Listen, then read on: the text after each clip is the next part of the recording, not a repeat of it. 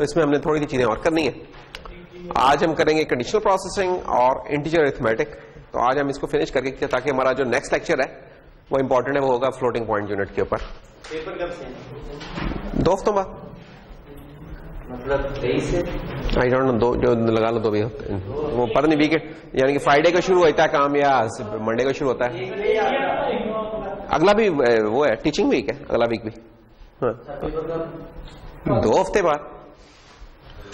चलिए शुरू करते हैं, ये तो कहानी चलती रहेगी। तो कंडीशनल प्रोसेसिंग, ये हम पूरी चीजें नहीं देखेंगे, इसमें सिर्फ इंपॉर्टेंट आइटम्स देखेंगे। ये चीजें ऐसी हैं कि जो कि हमने बिट्स एंड पीसेस में पिक का कंट्रोलर जब करते तब भी हमने की थी। अब जरा हम इंटेल के उसका कह लेंगे पैराडाइम में कर रहे होंगे इस चीज को, तो इसलिए हम चीजों में इधर यहाँ टाइम ज्यादा स्पेंड नहीं करेंगे। सिर्फ जो कुछ इंपॉर्टेंट पॉइंट्स है ना उनको हम हाईलाइट करेंगे, बाकी चीजें स्किप कर देंगे। ठीक है, तो लेट्स स्टार्ट। तो इसमें जो कुछ कह लेंगे जो हाईलाइट्स है लेक्चर की, उसमें बूलियन और कंपैरिजन की इंस्ट्रक्शंस देख लेंगे, क्योंकि जब भी कंडीशन की बात होती है तो उससे पहले कुछ कंपेयर हो रहा होता है या कोई बूलियन ऑपरेशन परफॉर्म हो रहा होता है, तो उसकी बात करेंगे। जब वो हम कर लेंगे तो कंडीशनल जंप्स पे, कंडीशनल लूप पे, तो ये 3 चीजें हम करेंगे। बाकी कुछ एग्जांपल्स हैं उनके ऊपर हम ज्यादा टाइम स्पेंड नहीं करेंगे।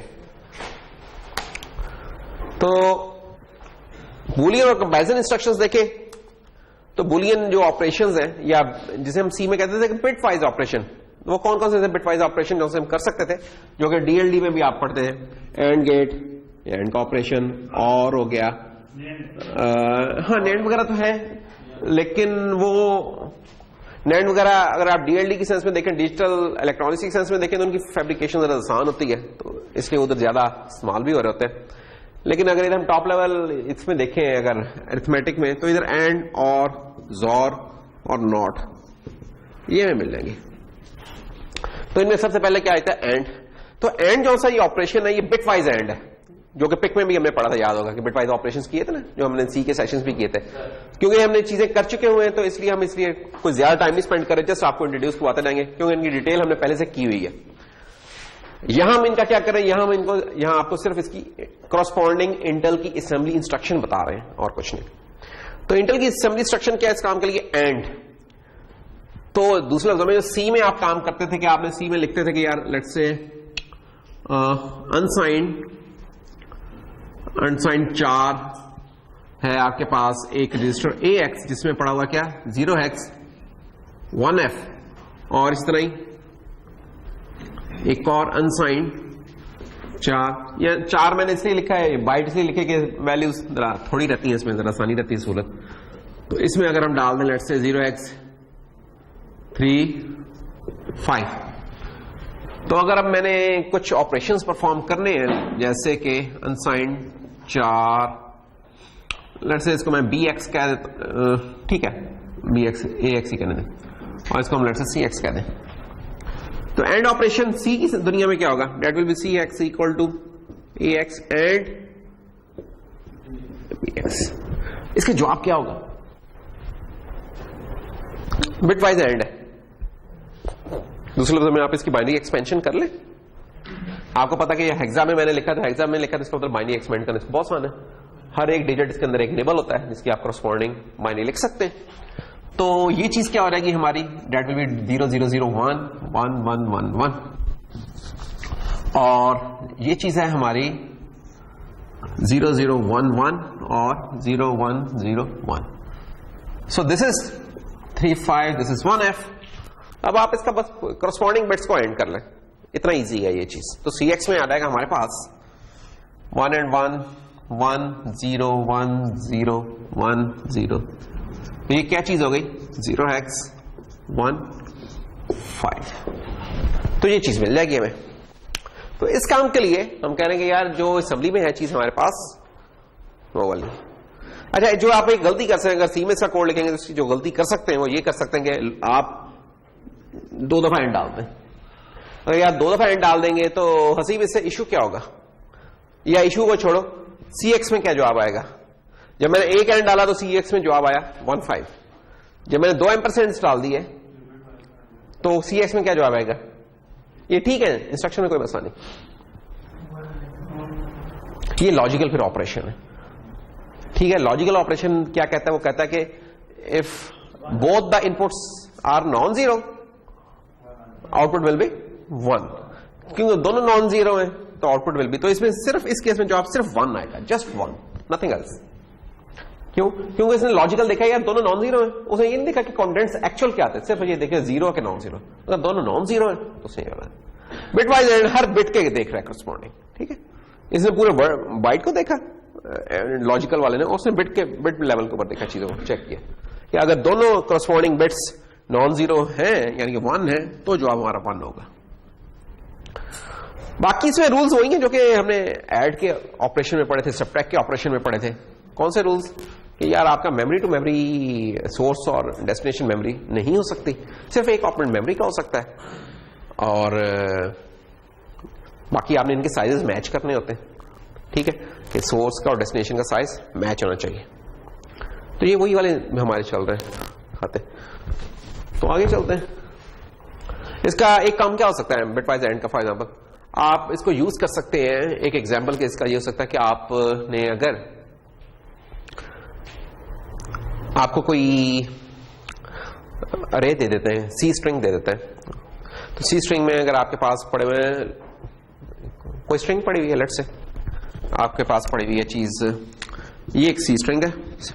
सी स्ट्रिंग कैसे बनाते हैं? कैरेक्टर अरे होती है, लेट्स से इसको मैं नाम दे देता हूं CSTR, ठीक है, और इसमें हमने डाल दिया क्या? Hello, that's all. एक तो हमें ये पता होना चाहिए कि इसका यार करस्पॉन्डिंग मेमोरी मैप क्या है, तो अगर इसका मैं मेमोरी मैप आपको कहूं कि बना दें तो वो ये होगा, पहली लोकेशन के ऊपर कैपिटल H आ गया, फिर E, फिर L, फिर L, फिर O, और फिर ये 0। अच्छा, करैक्टर्स हैं ये, इस पे करैक्टर का नहीं आएगा क्योंकि अगर ये दूसरे वाला 0 है। लोकेशन 0, 1, 2, 3, 4, 5। अच्छा, कोई अब हमें कहता है कि यार ये जो आपको स्ट्रिंग दी हुई है ना, सी स्ट्रिंग में एक ऐसा फंक्शन लिखिए, कोई ऐसा ऑपरेशन परफॉर्म करे कि जो भी इसके अंदर लिखा हुआ कैपिटल में कन्वर्ट हो रहा है, कैपिटल में हो रहा है, यानी कि हम चाहते हैं कि इसका आंसर ये हो रहा है।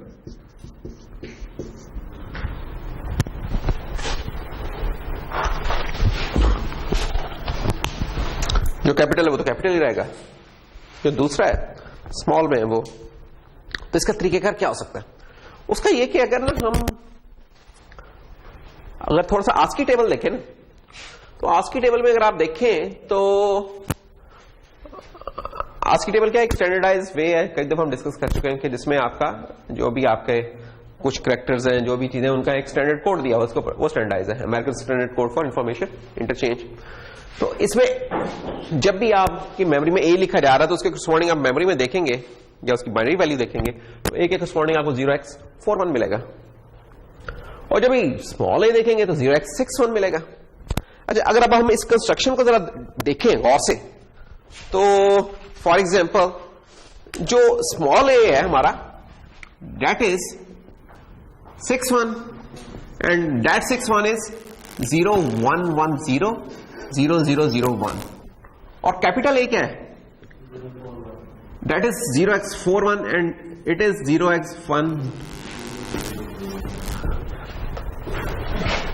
एक ना बड़ा इंपॉर्टेंट काम ये होता है कि आप जब भी कोई प्रॉब्लम सॉल्व करें, प्रोग्रामिंग करें, जो भी चीज का आप पैटर्न्स ढूंढने की कोशिश करेंगे, कोई पैटर्न मिल रहा है, और अगर आपको पैटर्न मिल जाए तो आपको उसके कुछ सिंपलर सॉल्यूशंस मिल सकते हैं उस चीज के।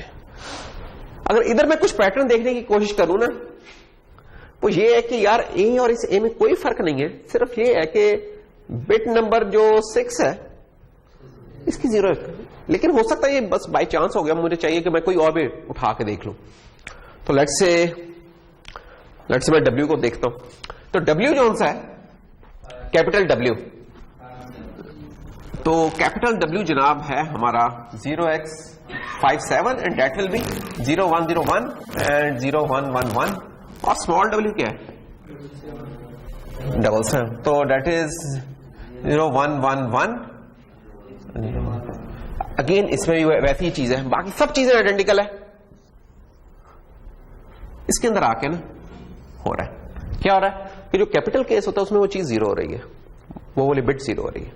अब देखें इस चीज को करने के कुछ मुश्किल सोल्यूशन भी हो सकते थे करने के, कि आप कंडीशन लगाते हैं कि यार अच्छा अगर स्मॉल ए आए, यानी इफ ऐसे लगा के, अगर किसी ने नहीं पढ़ा हुआ तो वो क्या करता है कि अच्छा यार आप इस तरह करो कि अगर किसी को ये ऑपरेशंस ना पता होते तो उसने क्या करना था, उन्होंने कहा यार अच्छा एक लूप लगा लेते हैं, for int i is equal to 0, i less than जो भी है string length of what, CSTR। String length एक फंक्शन होता है बिल्ट इन जो कि स्ट्रिंग की लेंथ बता देता है, यानी कि स्ट्रिंग लेंथ जहां कितनी है 1 2 3 4 5 इक्वल टू क्या कर ले 0 हम करना चाह रहे हैं। हम ये चाहते हैं कि बाकी बिट्स हमारी अनअफेक्टेड रहे और जिस बिट को करना चाह रहे हैं वो 0 हो रहा है। तो इसके लिए कौन सा मास्क ढूंढना होगा, ऐसा मास्क जो बाकियों को ना छेड़े और सिर्फ उस बिट को करे। तो हमें पता है एंड को अगर हम 1 के साथ एंड करते तो ओरिजिनल कंटेंट वैसे ही रहता है, ठीक है। तो इसका मतलब है कि हमें चाहिए कि एक कि यहां भी 1 हो 1 1 1 ताकि जो चीज है सोर्स में वैसी रहे, यहां भी 1 हो, इस चीज को हम 0 करना चाहते हैं, बाकी 1 1। तो इस वाली चीज से ये अब चीज बनी क्या है, इस चीज को हम कह सकते हैं D और ये है F। इसका मतलब अगर हम D F के साथ एंड करेंगे ना तो बाकी नंबर को कुछ नहीं होगा, सिर्फ ये वाली जो सी बिट है ना ये 0 हो जाएगा। तो बस ये वाला काम करना है हमने। तो 0x DF के साथ एंड करते हैं। नो ये देखिए हम कितना एलिगेंट सॉल्यूशन, कुछ भी नहीं करना पड़ा इसमें, एक लूप लगी और एक हमने बेसिक उसकी एक साइंस देखी है कि यार वो बिट को क्लियर करना है। अब होगा क्या, अब जैसे ई के केस को ले लेते हैं, लेट्स सी। तो स्मॉल ई का कोड क्या है उधर देखें, स्मॉल ई का कोड है 0x65। तो क्या होगा 0x65 है स्मॉल ई 65, तो इसका बाइनरी क्या बन जाएगा 0110 0101। इसको एंड में किसके साथ करने जा रहा हूं, DF के साथ। ये 0 नहीं है, ये O नहीं है, D है, D फॉर डेल्टा। तो D हमारा अभी हमने बनाया था, क्या था वो D 1101 1101 और 1111। अब देखें जब ये एंड होंगे तो जो ओरिजिनल कंटेंट है ये वाला और ये वाला, ये जो भी चीज है 1 के साथ जब एंड होगी तो एज इट इज आ जाएगी नीचे, ठीक है, ऐसा ही होगा ना। सिर्फ ये वाला पॉइंट 0 रहेगा, बाकी तमाम 1 है तो 1 होगा, 0 है तो 0 होगा, जो भी होगा वो नीचे आ जाएगा। एक्स मैंने क्या लिखा है, ये 1 या 0 कुछ भी हो सकता है, डिपेंड करता है इधर 1 है कि 0 है, लेकिन जो भी चीज है जब इसके साथ एंड होगी तो वही चीज आ जाएगी 1 के साथ एंड होगी। सिर्फ 0 के साथ जब ये एंड होगा तो 0 हो जाएगा, और जब 0 हो गया तो वो हमारा कैपिटल बन जाएगा, ठीक। तो ये एक कह सकते हैं एलिगेंट सा यूज है एंड ऑपरेटर का काम करने के लिए। तो अगर आपको बिटवाइज अगर पैटर्न अगर आप देख सकते हैं ना तो आप बड़ा अच्छा ही काम कर सकते हैं। अच्छा, इसी तरह और की इंस्ट्रक्शन होती है, और की इंस्ट्रक्शन किस काम के लिए यूज करते हैं, किसी चीज को सेट करने के लिए। अगर एंड का काम किसी चीज को बिट को क्लियर करना था तो और का काम होता है उस जगह को सेट कर देना या 1 कर देना। रूल सारे वही हैं, वही ट्रुथ टेबल है जो DLD वाला ट्रुथ टेबल होता है। इसका इस्तेमाल क्या हो सकता है, एग्जाम्पल इसकी क्या हो सकती है, जो अभी हमने एग्जाम्पल की थी उसका उल्ट, कि जो भी आपको स्ट्रिंग दे रही है इसको लोअर केस में कन्वर्ट कर दें। तो लोअर केस में कन्वर्ट कैसे करेंगे कि हम वो जो छठी बिट थी उसको 1 कर दें, वहां 0 करना तो एंड किया, यहां ये करना तो 1 करना है। तो इसका मतलब है कि अब हमें किसके साथ और करना होगा कि हमारी ये वाली पोजीशन 1 हो रहा है, अब हमें पता है कि 0 के साथ और करें ताकि ओरिजिनल कंटेंट वैसी रहे, ये भी 0 ये भी 0 ये भी 0 और ये 1। तो इसके साथ और करना होगा, तो ये चीज क्या बनती है हमारी, that is 2 and that is 0। तो 20 हेक्सा के साथ उधर भी देखें 20 हेक्सा लिखा हुआ, उसके बाद जब और करेंगे तो हमारी वो स्ट्रिंग जौन सी है लोअर केस में कन्वर्ट हो जाएगी। तो अपर केस में कन्वर्ट करने के लिए ये था लोअर में करना है, तो आप इसको मैं कमेंट कर रहा हूं और मैं लिख दूंगा CSTR और equal to 0x to that's all.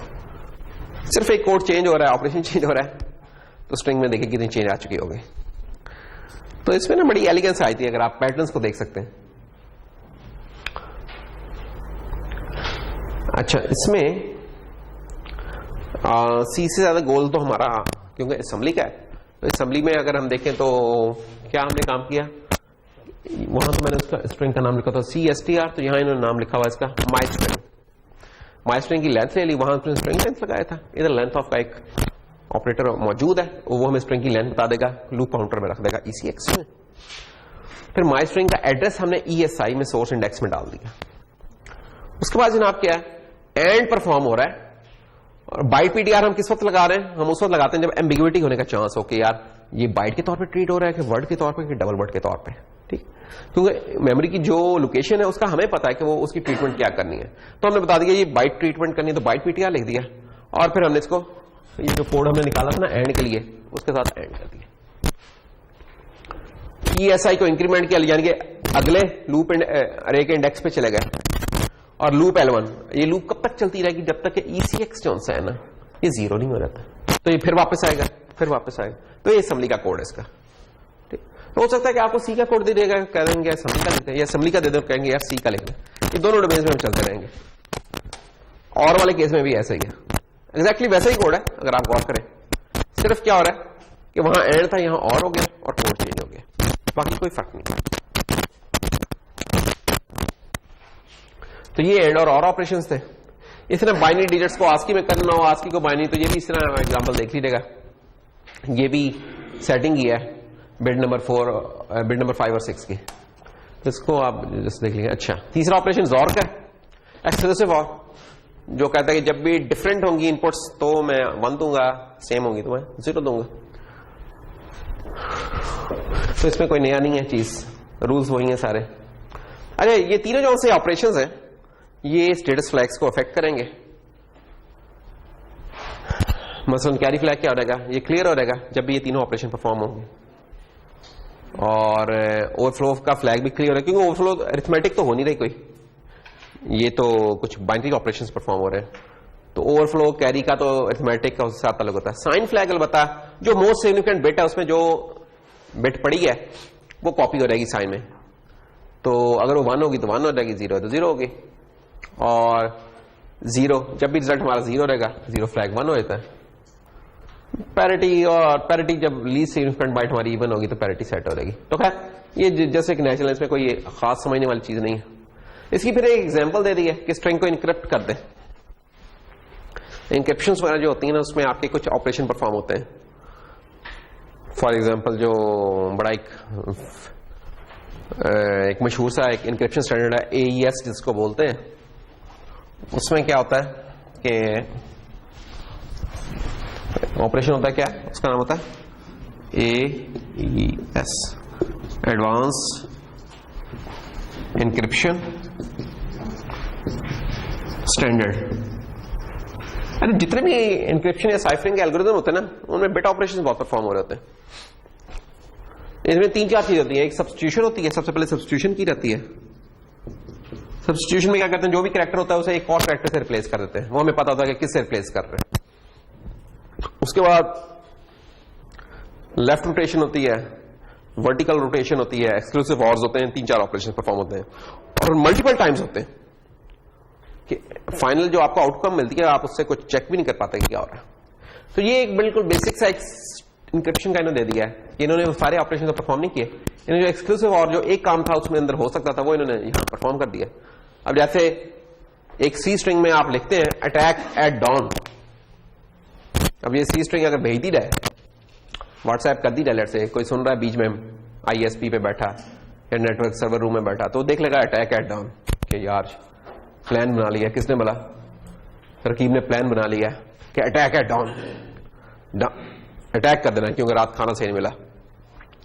लेकिन पकड़ा जाएगा ये तो पहले ही, तो फिर क्या करेंगे, साइफर करेंगे। अब साइफर करेंगे क्या तरीका कि एक एक कैरेक्टर उठाया और उसे एक्सक्लूसिव फॉर कर दिया किसी एक पर्टिकुलर बाइट के साथ, वो आपको पता है वो बाइट, वो एक बाइट का कोड आपको पता है, उसका एक्सक्लूसिव कर देंगे। ये बाद में छिपोके से आ जाएंगे इनका कुछ पता नहीं चल रहा क्या है, लोग कहेंगे पता नहीं रकीब ने कोई किसी और ही लैंग्वेज में काम शुरू कर दिया। हाँ, जो बंदा रिसीव करेगा वो क्या करेगा, वो दोबारा एक्सक्लूसिव और करेगा उसी बाइट के साथ जिसके साथ इसने इसे इनक्रिप्ट किया है, जिस की के साथ। जब वो दोबारा करेगा, हमें पता एक्सक्लूसिव और के साथ जब 2 टाइम्स वही ऑपरेशन परफॉर्म करेंगे फिर वही ओरिजिनल केस हमारे पास रिटर्न हो रहेगा, तो ये चीज हमें दोबारा मिल जाएगी। तो इसका कोड है वो आप देख लीजिएगा, ऐसा जिसमें कोई समझने वाली चीज है नहीं कि input string encrypt the message display करें और ये वो। तो एक छोटा सा इंक्रिप्शन का आप कह सकते हैं। जो की है चीज इसमें कहने का मतलब वो ये वाली लाइन है, एक्सक्लूसिव और। क्या हो रहा है कि एक एक बाइट उठ के आ रही है और की के साथ जॉर हो रही है। की क्या ऐसे रखी हुई 239, ये कुछ और भी हो सकती थी 127, ये आपको पता है, ठीक है। अच्छा, यहां ही इसका एक मसला भी देख सकते हैं, ये इंप्लीमेंटेशन तो आप कर लेंगे। एक इश्यू देखें, क्योंकि ये की सिर्फ एक बाइट की है यानी कि 8 बिट्स की है, इसका मतलब इसके कितने कॉम्बिनेशन हो सकते हैं 256। आप क्लास में से लोग 30 लोग अगर बैठे हुए हैं तो मैं सबको एक टास्क दे दूं कि यार इस तरह करें कि ये जरा 8, 10 कम्बिनेशन जरा चेक करो, यार पहले 10 तुम, फिर उससे 10, यानी 0 से 9 तक की तुम रख लो, और जिसके पास कोई समझ में आने वाला जुमला बने वो मुझे दिखा दे। तो मेरा ख्याल में आपको 5 मिनट लगेंगे, आप इसको ब्रेक कर लेंगे। ऐसा ही है ना? तो दुनिया का कोई भी जो इंक्रिप्शन प्रोग्राम होता है ना, उसे हम ब्रेक कर सकते हैं जोर लगा के। ये मैंने जोर लगाया ना 30 बंदों का, अकेला लगता तुमने घंटा लग रहना था, 30 बंदे मैंने लगाए तो 5 मिनट भी नहीं लगेंगे इसको ब्रेक करने में। तो फिर क्या होता है कि एक बाइट की जो होती है ना की, वो कोई इतनी मुनासिब नहीं होती। तो देखा होगा आपने, जब पासवर्ड एंटर करते हैं तो कहते हैं यार कम से कम 6 लेटर्स का तो हो, यार 8 डिजिट्स का तो हो पासवर्ड। उसमें क्या होता है, अब आपने लेंथ बढ़ा दी है तो यानी कि कितनी हो रहेगी, 8 × 8 64 बिट्स का हो जाएगा। अब ये कॉम्प्लेक्सिटी एक्सपोनेंशियली बढ़ती होती है। अच्छा, जो आपके सर्टिफिकेट्स होते हैं जब आप लॉग इन करने लगते हैं, कुछ और होता है उसमें, जो पीछे पब्लिक प्राइवेट की होती है उसके कम्बिनेशन तो आप भी आते हैं, 1000 बिट्स का होता है वो फॉर। अब 1000 बिट को तोड़ने में ना पूरी उम्र भी लगा मुझे, मैं अकेला नहीं कर सकता ठीक है, लेकिन 8 बिट को तोड़ना कोई मसला नहीं, घंटे में हो जाएगा। तो हम क्या करते हैं इंक्रिप्शन में, हम ये कहते हैं कि यार जिसने इसको तोड़ना है ना, ब्रूट फोर्स, इसे कहते हैं ब्रूट फोर्स तरीका, कि एक एक कम्बिनेशन लेके शुरू होगा। तो ताला नहीं होता 3 डिजिट का ताला जनाब, अच्छा यार ट्राई करो ना, तो अगर मैं सीक्वेंस वाइज शुरू हो जाए तो कभी ना कभी तो नंबर आ ही जाएगा जिसमें मैं उसे तोड़ लूंगा, है ना? तो हमारा काम होता है कि जो उसको ब्रेक कर रहे हैं ना, उनकी जिंदगी मुश्किल बनाई रहे, उन्हें बहुत पावर चाहिए। तो फिर जिन्होंने बाकी ब्रूट फोर्स से करना है तो वो मल्टीपल मशीन्स के ऊपर पैरेलल में वो स्प्रेड कर सकते हैं टास्क, ठीक है ना? लेकिन अगेन अगर आपकी बिट की लेंथ बढ़ती जा रही है 1000, 2000 बिट्स, 3000 बिट्स अगर इतनी है तो फिर बड़ा मुश्किल होता है। तो होता क्या कि आप जो पासवर्ड देते हैं उससे एक की जनरेट होती है और वो की फिर यूज हो रही होती है। आपका पासवर्ड तो छोटा होता है लेकिन उससे हम एक बड़ी की जनरेट करते हैं, ठीक है? टाइम का एक रैंडमनेस ले ली, स्क्रीन पे आपके कर्सर की रैंडम ले लिया, कुछ भी कर लिया और उससे फिर। तो ये कुछ चीजें होती हैं जो कि, तो जो भी इंक्रिप्शन के प्रोग्राम होते हैं वो ये नहीं कहते कि चीज आपकी सेफ है, वो ये कह रहे हैं कि हमने इतना मुश्किल बना दिया कि अगला बंदा जब तक इसको डिसाइफर करेगा तब तक रकीब अटैक डाउन कर चुका होगा। यानी कि इतना लेट हो रहा है उसका डिक्रिप्शन कि आपने जो काम करना कर ले। तो मैंने जी कह दूं कि रशिया वालों ने कहा जी मैंने 1980 में अफगानिस्तान पर लेट से अटैक करना है, और उन्हें एक मैसेज भेजा जो कि यूएस वालों ने पकड़ लिया। अगर यूएस वाले उसको 20 साल बाद सॉल्व कर देते कोई मसला नहीं है, जिन्होंने जो काम करना था कर लिया। इतना टाइम डिले आ गया कि अब कुछ हो नहीं सकता। तो ये सिर्फ टाइम डिले इंट्रोड्यूस करवा रहा था। जो इंक्रिप्शन होती है अल्टीमेटली इन्हें किया जा सकता है थ्योरेटिकली स्पीकिंग, या फिर कुछ और टेक्निक्स होती हैं जिसको अभी हम डिस्कस नहीं करते। अच्छा जनाब, तो ज़ोर हो गया, एंड हो गया, और हो गया। एक टेस्ट की इंस्ट्रक्शन होती है। टेस्ट की इंस्ट्रक्शन क्या करती है, बिटवाइज एंड करती है, लेकिन ये डेस्टिनेशन को चेंज नहीं करती, सिर्फ इससे जो फ्लैग्स होते हैं वो चेंज होते हैं। तो कभी आपने चेक करना यार चौथी बिट पे क्या पड़ा, जरा भाई बताइए ना। आपने रिजल्ट को नहीं चेंज करना, लेकिन जरा चौथी बिट को जरा चेक करना है क्या। तो ये टेस्ट इस तरह काम के लिए यूज होता है।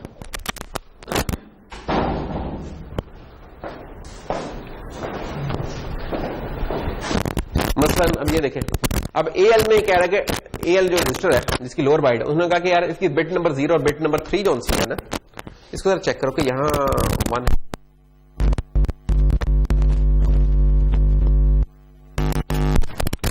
और यहां अगर 1 नहीं पड़ा होगा तो ये चीज 0 है।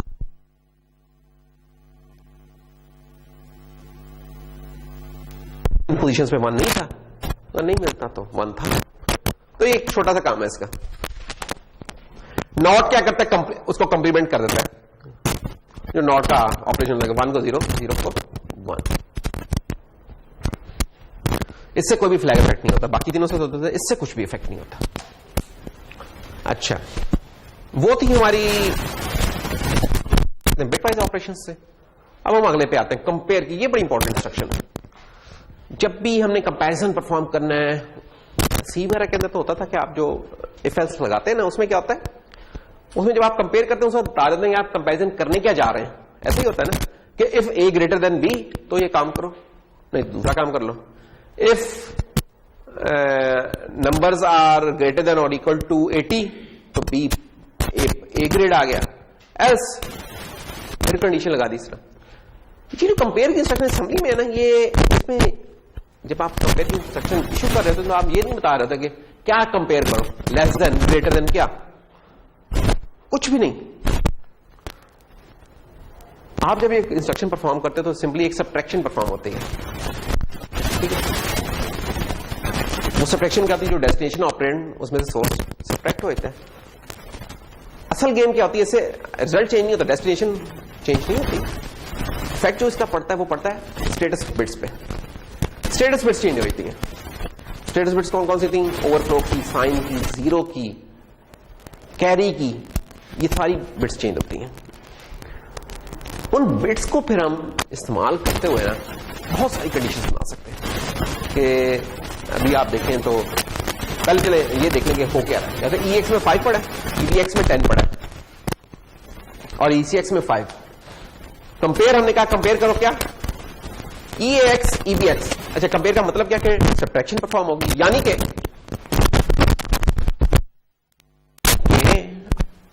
EAX माइनस EBX हो जाएगा। रिजल्ट डेस्टिनेशन चेंज नहीं होगी, सिर्फ फ्लैग्स इफेक्ट होंगे। अच्छा, EX में अब क्या पड़ा है? 5। इसमें क्या पड़ा है?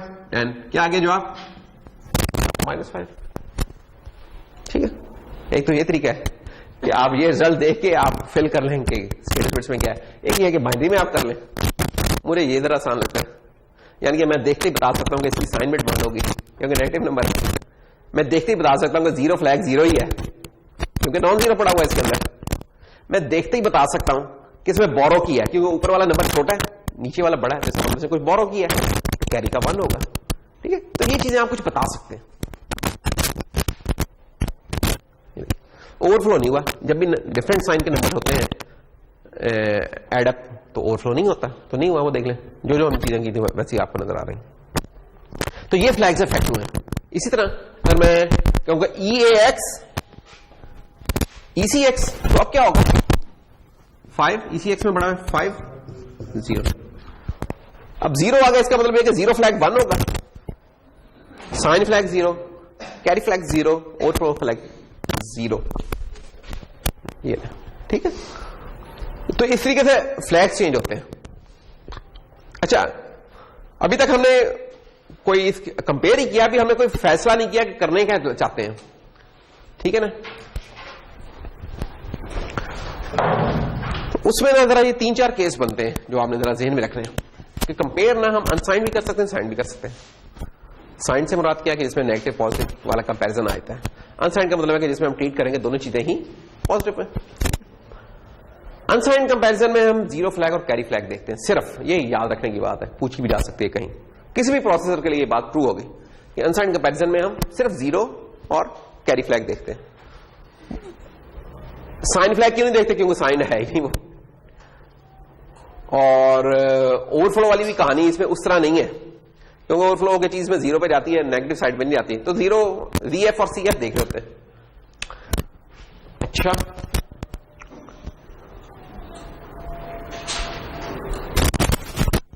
मसलन कैसे इनका इस्तेमाल होगा, कैसे? अब ये देखें, ये 2 रजिस्टर्स हैं आपके पास। EL में 5 पड़ा है और BL में क्या पड़ा हुआ है? -1। लेकिन इसको हम ट्रीट हम क्या करना चाह रहे हैं? अनसाइंड। तो अनसाइंड में क्या होता है? -1 FF बन जाता है जो कि 255 होता है। ठीक है। तो बेसिकली क्या लेंगे? BL में पड़ा हुआ है 255। तो अब हम क्या करेंगे? हम कहते हैं कि यार कंपेयर करें AL BL के साथ। जब हम कंपेयर करेंगे AL BL तो इसका मतलब क्या होगा कि 5 माइनस 255, ये क्या चीज बन जाएगी? 250, ये चीज बन जाएगी हमारी, कि नहीं?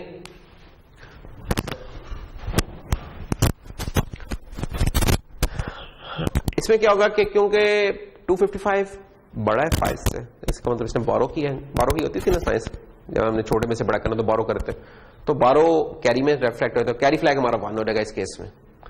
अच्छा, तो जब कैरी फ्लैग 1 हो जाएगा तो आप इस टेबल, और 0 फ्लैग हमारा नंबर नॉन जीरो है, तो 0 फ्लैग 0 है, कैरी फ्लैग 1 है। इसका क्या मतलब है कि जो डेस्टिनेशन है वो छोटी है किससे?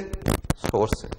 तो ये देखें, डेस्टिनेशन क्या थी हमारी? 5 थी, 5 पड़ा था ना डेस्टिनेशन में, सोर्स में क्या पड़ा? ये तो 5 छोटा है इससे, तो ये ट्रुथ टेबल से भी हमें पता चल रहा है कि 5 छोटा है। तो इस तरीके से हम इस्तेमाल कर रहे होते हैं इन चीजों को। ये हम नहीं करते, ये प्रोसेसर हमें खुद बता देता है कैलकुलेट करके।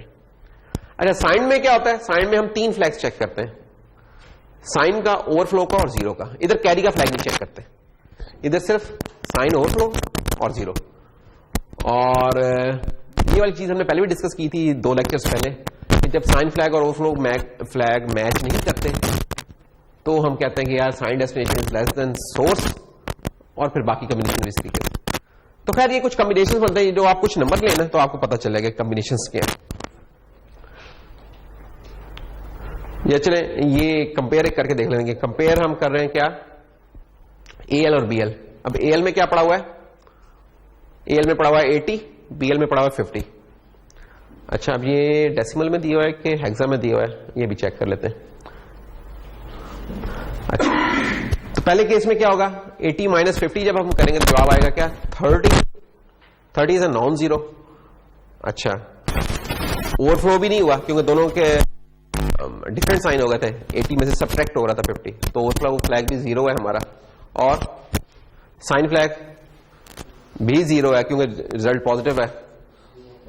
तो जब हमने देखा ओवरफ्लो फ्लैग भी जीरो है, साइन फ्लैग भी जीरो है, तो इससे हमने फिर रिड्यूस कर लिया कि यार हमारा एएल जो है वो ग्रेटर देन बीएल।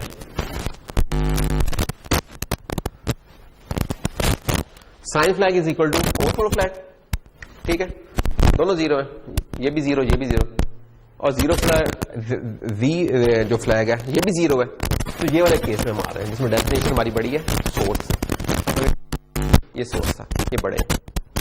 अगले आप आपने बताना है कि क्या होगा। ओ, ये क्या हो गया, -80 और -50। अब क्या होगा, इसका जवाब हम देंगे रहीम जी। रहीम कंपेयर करने जा रहे हैं असेंबली में, यानी कि इंस्ट्रक्शन लिखी हुई है, कंपेयर एएल बीएल। एएल में पड़ा हुआ है इस वक्त -80, बीएल में पड़ा हुआ है -50। हमें पता है कंपेयरिंग इंस्ट्रक्शन क्या करती है, सब्ट्रैक्शन करती है। तो ये सब्ट्रैक्ट जब होगा तो इसका मतलब क्या हो जाएगा, ये चीज बन जाएगी -80 प्लस 50, तो ये क्या बन गया, 0। अब आप कुछ चीजें निकाल सकते हैं इसमें से। एक तो ये कि इनके साइन डिफरेंट थे, अब ओवरफ्लो का तो सवाल ही नहीं पैदा होता जब साइन डिफरेंट हो, तो ओवरफ्लो फ्लैग 0 है, साइन फ्लैग 1 है, और जीरो फ्लैग भी 0 है। तो कौन सा केस बना फिर, तो sign flag is not equal to overflow flag, ठीक है ना। एक मिनट ये कर लेते,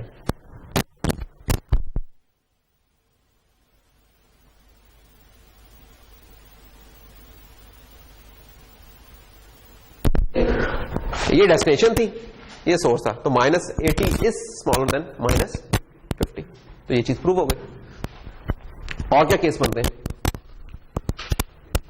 80 माइनस 50, अगेन सब्ट्रैक्शन है, -50, तो ये हो जाएगा 80 प्लस 50।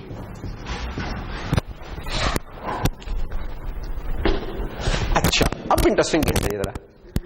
एक तो ये कि अब साइन सेम है तो ओवरफ्लो का ठीक सा चांस है, इनफैक्ट ओवरफ्लो हो चुका हुआ है।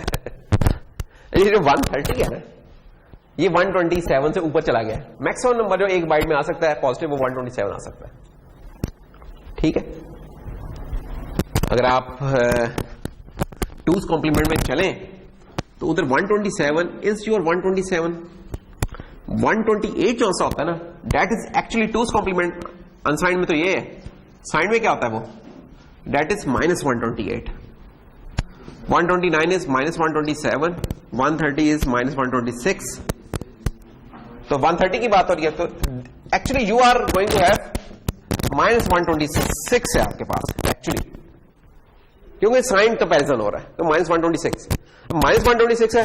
फ्लैग्स अब आपको नजर आ गए क्या क्या फ्लैग्स, कि साइन बिट 1 होगी, हाँ, ओवरफ्लो भी हो गया है क्योंकि जो नंबर्स थे उन दोनों से छोटा है, ये जो सोर्सेस थे उन दोनों से छोटा है। -126 इज स्मॉलर देन -50, और जीरो फ्लैग तो 0 ही है अभी भी। तो ये हमारे फ्लैग्स हैं, ओवरफ्लो 1, साइन 1। अच्छा, अब ये केस कौन सा बन रहा है ऊपर वाले 3 में से, फर्स्ट लाइन, सेकंड लाइन की थर्ड लाइन, सेकंड लाइन बनने के जीरो फ्लैग 0 है, और तो इसका मतलब क्या है, destination is greater then source, तो ऐसा ही है, डेस्टिनेशन जो 80 था वो बड़ा है -50 से। चौथा केस क्या है, -80 और 50। अब जनाब ये हो रहा है कि -80 थे भाई साहब, -50, तो इसका मतलब साइन सेम हो गया अब दोनों के।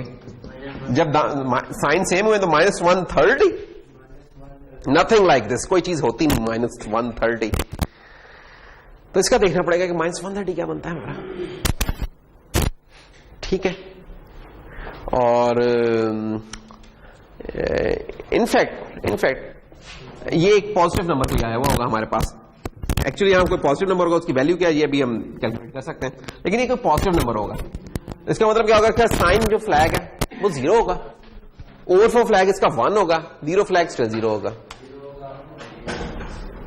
तो जब ये केस बनता है तो ये वाला कौन सा केस होता है, पहला, दूसरा के तीसरा, पहला केस बन रहा है। Overflow flag is not equal to sign flag, तो ये पहला केस बन रहा है, AL is less than BL। तो इस तरीके से होता है, देखें कि सिंपल सब्ट्रैक्शन से आपके पास कैसे चीजें आप चेक कर सकते हैं। जो आपके फ्लैग सेट होते हैं, ये बताने का मकसद क्या था, ये नहीं है कि ये असेंबली में हम लोग देख रहे होते हैं कि फ्लैग्स क्या सेट हुए हैं, असेंबली हमें खुद परफॉर्म कर देगी, प्रोसेसर हमें खुद परफॉर्म कर देगा। बताने का मकसद ये था कि प्रोसेसर ये काम कैसे कर रहा होगा, ये सिर्फ इस काम के लिए था। अच्छा, अब हम इन चीजों को, ये तो हमने बताया कि प्रोसेसर कैसे काम करेगा, अब हम इसका इस्तेमाल देखते हैं कि ये जो कंपेयर किया, इसका इस्तेमाल क्या क्या है। जंप्स में आता है, लूप्स में आता है इसका इस्तेमाल। जंप में कौन कौन से फ्लैग्स इस्तेमाल कर सकते हैं, जंप हम सिर्फ फ्लैग के बेस पे भी कर सकते हैं। सी प्लस जावा जो भी लैंग्वेज है, मैटलैब, उसमें तो आप कहते हैं यार A ग्रेटर देन B है या कुछ और, या ज्यादा से ज्यादा आप कहते हैं यार इफ x इक्वल टू 0 तो ये काम हो रहा है। उधर जो फ्लैग हम इस्तेमाल ज्यादा से ज्यादा करते हैं, कौन सा करते हैं, 0 वाला फ्लैग इस्तेमाल करते हैं ना, या पॉजिटिव नेगेटिव वाला इस्तेमाल करते हैं, या ग्रेटर देन 0 है या लेस देन 0। इधर आपके पास एक रेंज है, जंप 0, जंप नॉट 0। अगर 0 फ्लैग 1 है तो जंप कर जाओ, और अगर 0 नहीं है तब जंप कर जाओ। दोनों नॉर्मल केस, कंप्लीमेंट केस दोनों सपोर्टेड है। कैरी है तो जंप कर जाओ, नहीं है तो कर जाओ, ओवरफ्लो है तो जंप कर जाओ, नहीं है तो, ये पूरी रेंज आपके पास सपोर्टेड है। तो एक बड़ी पावरफुल आपके पास एक ना चीज अवेलेबल होती है। और इक्वालिटी के बेस पे भी कुछ जंप्स लगा सकते हैं। इक्वालिटी का मतलब क्या होता है, जब दो नंबर्स इक्वल होंगे तो इसका मतलब उनका 0 फ्लैग क्या होगा, 1 होगा। तो समझो ये 0 वाली जंप है, सिर्फ इसका नाम हमने इक्वालिटी का दे दिया कि jump equal, jump not equal. Equal पे बिहाइंड द सीन क्या होगा, 0 फ्लैग 1 होगा, नॉट इक्वल पे वो 0 फ्लैग 1 नहीं होगा। तो इस तरीके से जंप लगेगी। और ये जंप है कि काउंटर रजिस्टर जो सा है वो 0 है कि नहीं है, ये बोला केस। इसमें फ्लैग नहीं है इस्तेमाल हो रहा है, इसमें जो काउंटर रजिस्टर में जो वैल्यू पड़ी है वो इस्तेमाल हो रहा है।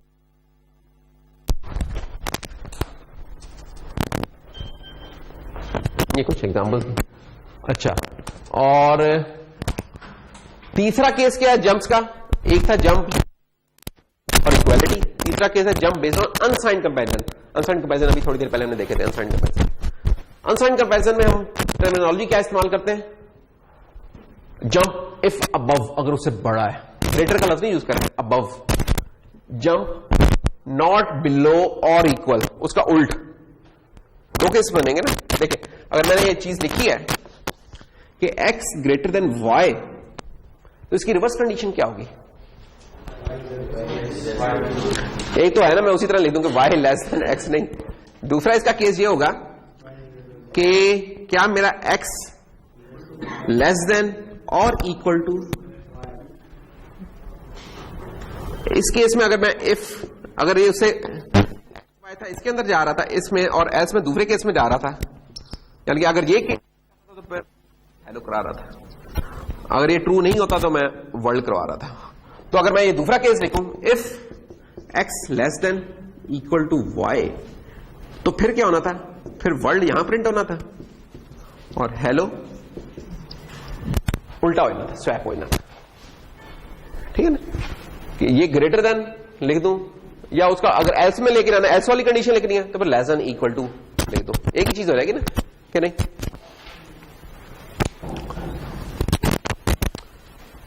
तो ये फिर इधर है जंप अबव और इक्वल, जंप नॉट बिलो, ये उसका कॉम्प्लीमेंट है। फिर जंप बिलो, एक चीज उससे लेस है तो उसका उल्ट क्या होगा, ग्रेटर देन और इक्वल, अबव और इक्वल। नॉट अबव और इक्वल। तो ये वाली चीजें हैं इसमें अनसाइंड के लिए। और साइन के लिए क्या हो रहेगा हमारा, ये साइन का कंपेरिजन। साइन में फिर हम टर्म यूज करते हैं, उधर जे ए था, जे एन बी ई था, बिलो और अबव था, यहां हम यूज करें ग्रेटर और लेस वाला काम। ठीक है, जब ग्रेटर, जब नॉट लेस देन और इक्वल, ये वाले काम। बाकी वही है स्कीम इसकी। तो दूसरे लफ्जों में जब भी आप फॉर एग्जाम्पल आपने जंप परफॉर्म करनी, जंप टू अ लेवल, अगर ई एक्स लेस है किससे, ई बी एक्स से, तो कोड क्या लिखेंगे, सबसे पहले कंपेयर लिखेंगे। कंपेयर की इंस्ट्रक्शन तो लिख रही है।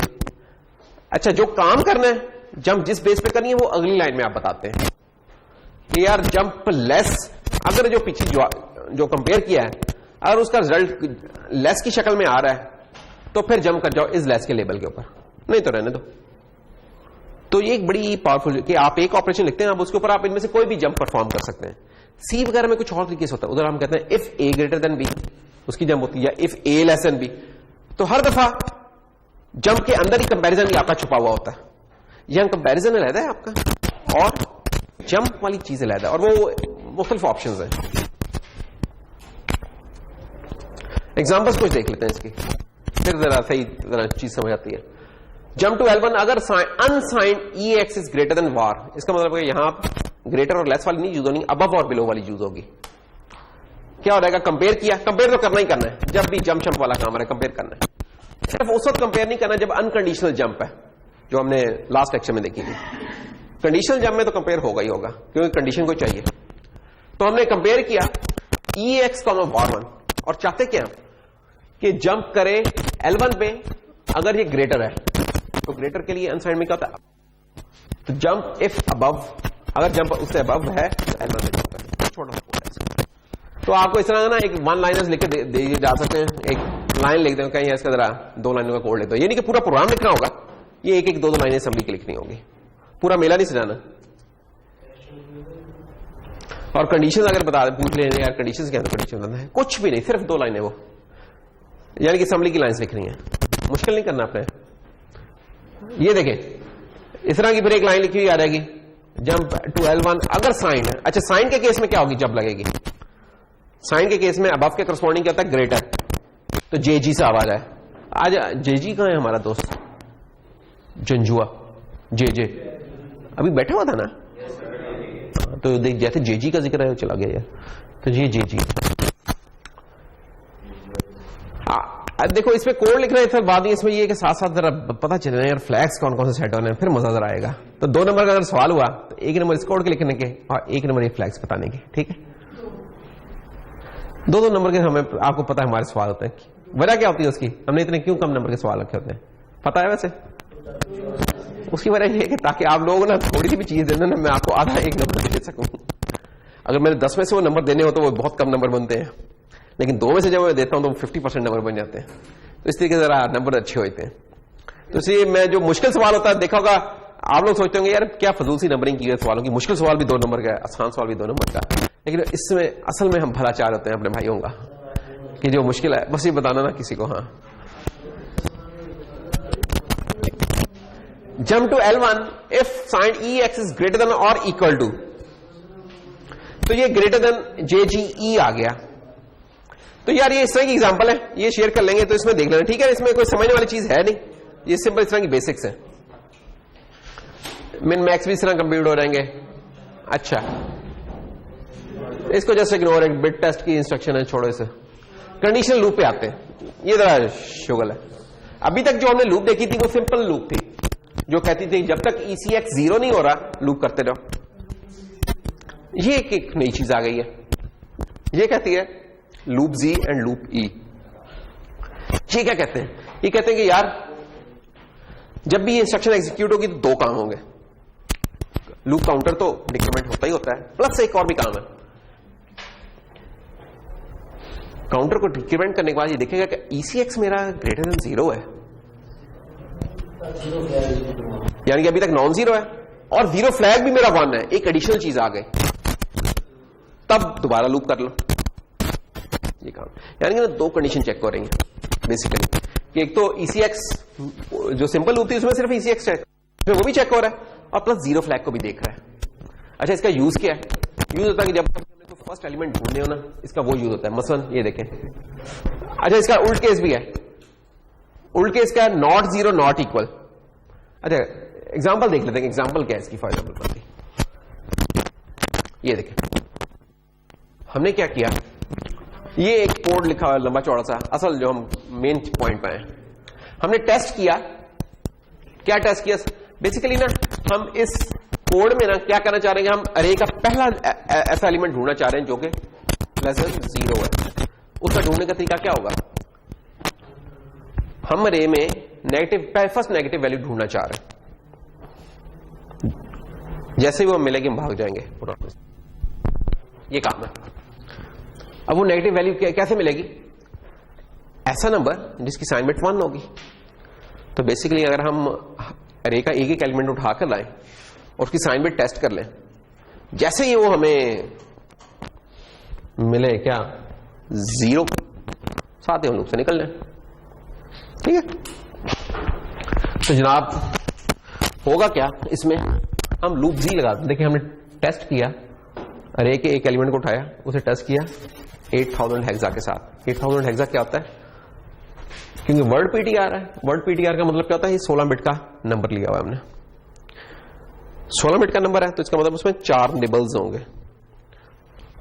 16 बिट का जब नंबर होगा आपके पास तो कुछ इस तरीके से भी हो सकता है 0x ABCD लेट्स, यानी कि 4 निबल्स होंगे। हम क्या इसका देखना चाह रहे हैं? हम इसको टेस्ट करें इसके साथ 8000 का। अब ये 800 क्या चीज है? 1000000 और सारे जीरोस। इसका मतलब क्या होगा? ये जो मोस्ट सिग्निफिकेंट बिट है इसकी 1 है। जब हम अब इसे टेस्ट करेंगे इस नंबर के साथ, अगर इसकी भी मोस्ट सिग्निफिकेंट बिट 1 हुई तो क्या होगा? तो 0 जो है वो मेरा नॉन जीरो होगा, नॉन जीरो रहेगा। ऐसे ही है, नहीं आई?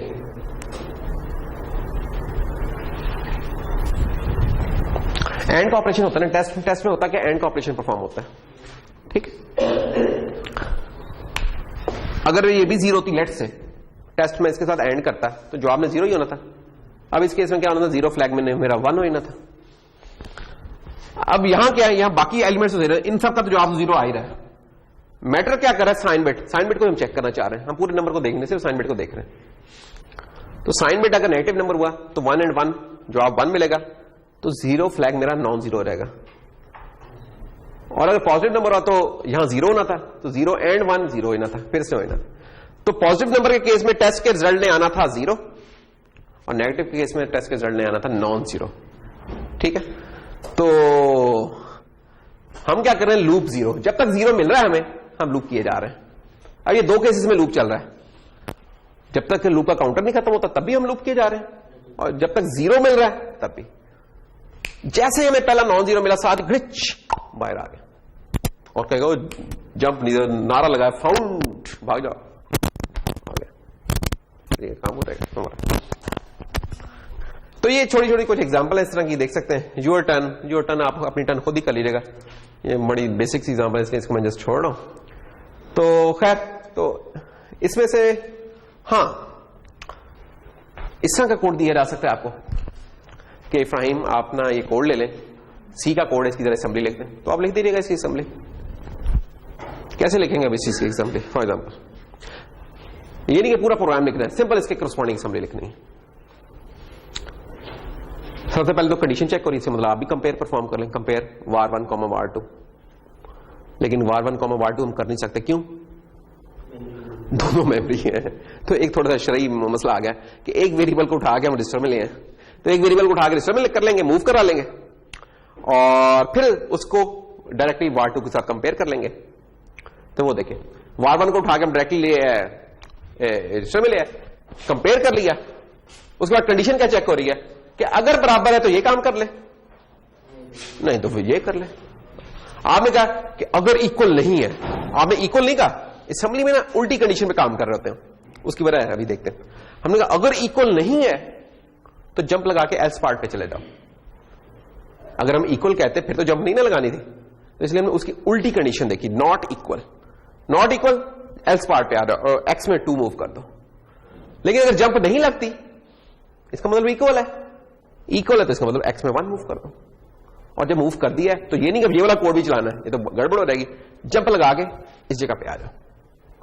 अब इस चीज में पहले कोई इशू है तो बताएंगे, अगली काफी सारी एग्जांपल इस तरह की हैं हमारी, लेकिन देख सकते हैं बड़ा सादा सा काम है इसमें, यानी कोई इतना कोई कहानी है नहीं कि आपने ऑपरेटर को मूव किया, कंपेयर किया, और जो आपको याद है इक्वल नॉट इक्वल, बिल्कुल एक कॉमन सेंस के ऊपर थे वो कंपैरिजंस, वो हम लगा रहे हैं। सिर्फ याद क्या कि सी में जो आपको कंडीशन नजर आ रही है आपने उसके बिल्कुल उल्ट लगानी है एल्स पे जाने के लिए। अगर आपने यहां कर दिया जंप इक्वल एल्स, तो इधर तो नहीं हो रहा कि इक्वल के ऊपर एल्स पे चल रहा है, इधर एल्स पे कब जा रहा है जब ये इक्वल नहीं थे, इसलिए हमने नॉट इक्वल किया और एल्स के ऊपर आ गया। ये लगा क्यों? क्योंकि सी असेंबली के अंदर ना इस तरह की साइंस नहीं अवेलेबल कि यार इक्वल है तो अंदर है, नहीं तो इधर चल रहा है। असेंबली में हमें मैनुअली चीजों को मूव करना पड़ता है थोड़ा सा, इसलिए हमें उसकी रिवर्स कंडीशन लगानी पड़ रही है। और एग्जांपल देख लेते हैं इस तरह की, return all values are unsigned, इसका मतलब है कि अब ग्रेटर देन इक्वल वाला खाता नहीं चलेगा, अब अबव और बिलो वाला चलेगा। ले उन्होंने वेरिएबल्स के नाम ही ऐसे रख दिए कि तरह देख के लोग थोड़ा शांत हो रहे हैं। अब आपकी मर्जी है कि आप इन दोनों को डायरेक्ट अगर रजिस्टर के तौर पर ट्रीट करना तो कर लें, और मेमोरी के तौर पर करना तो रजिस्टर में लें। मैं कहा मैं रजिस्टर के तौर पर ट्रीट कर लेंगे, मसला नहीं। नंबर इसमें ये चीज नहीं कि मेमोरी से लाने के, वो हम कोई और सवाल देंगे मेमोरी से लाने के, इसमें हम कंपैरिजन चेक कर रहे हैं। तो क्या होगा जी, कंपेयर कर दें EBX को ECX के साथ, और अगर कंडीशन हमारी less than equal, less than equal की उल्ट कंडीशन क्या होगी, ग्रेटर। अगर ग्रेटर है तो जनाब इसको बाईपास कर दें, अदरवाइज ये वाले काम कर लें। और ग्रेटर का लफ्ज नहीं सॉरी यूज करना, अबव, अगर अबव है, देखा जंप अबव, अगर तो ये उससे बड़ा है फिर तो ये चीज चलानी नहीं है, क्योंकि चीज चलानी नहीं तो इससे आगे आ जाए, तो इससे जो भी चीज आगे थी उसको हमने नेक्स्ट कह दिया। कोई भी लेबल रख सकता, इसका नाम उसामा हो सकता था, उस्मान हो सकता था, उमर हो सकता था, अमीन हो सकता था, इज्जत हो, कुछ भी हो सकता था। खैर अबव नजीर नहीं हो सकता था क्योंकि नेक्स्ट है इधर।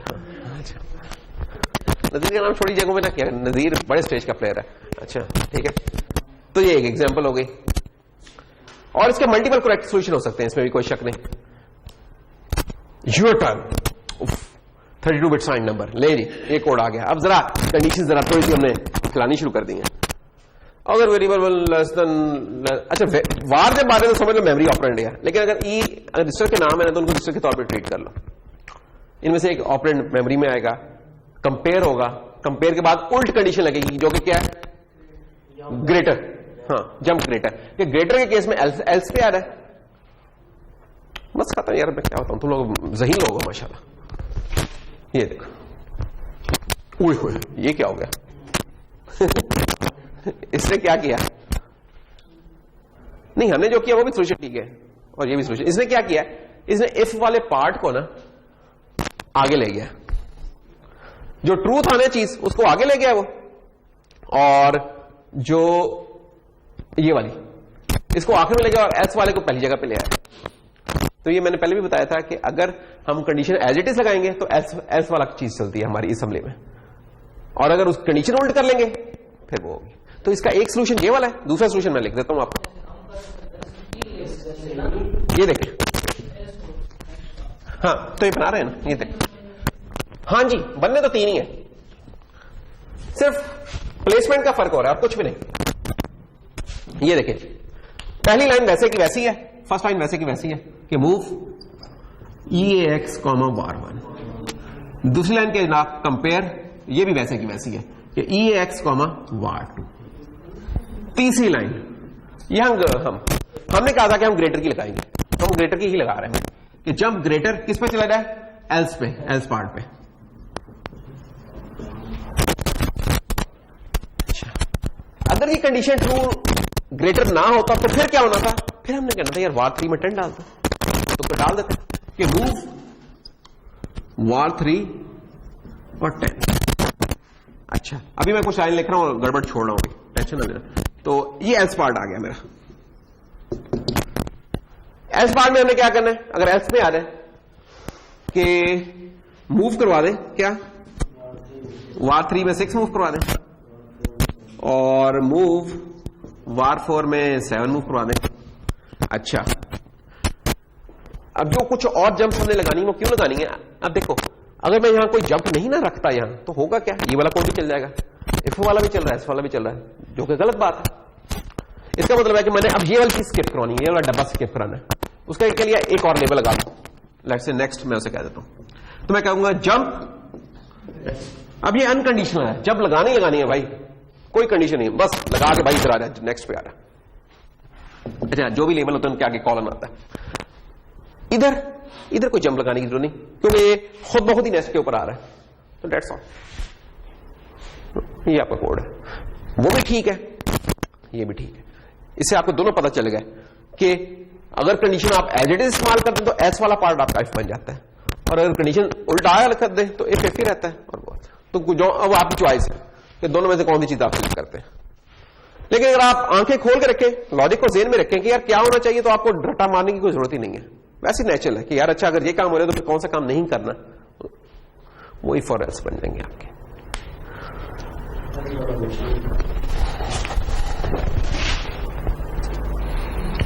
इसलिए उन्होंने लिखा there can be multiple correct solutions. Compound expression with and, ओहो मर्ज बढ़ता गया जूने दुआ की, ये अब हमारी कॉम्प्लेक्स से कॉम्प्लेक्स होती जा रही है सेक्शन। एल ग्रेटर देन है बीएल से और बीएल ग्रेटर देन है सीएल से, तो मैं ये काम करूंगा, नहीं तो नहीं करूंगा।